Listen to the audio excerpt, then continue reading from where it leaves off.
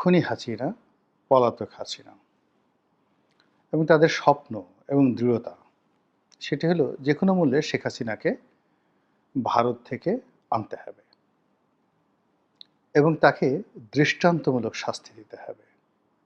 এমন শাস্তি যে কিয়ামত পর্যন্ত যেন কেউ শেখ হাসিনার মতো অমন আচরণ করতে সাহস না পায়। ৩টি নির্বাচন, বিনা ভোট, রাতের ভোট, বিনা প্রতিদ্বন্দ্বিতা।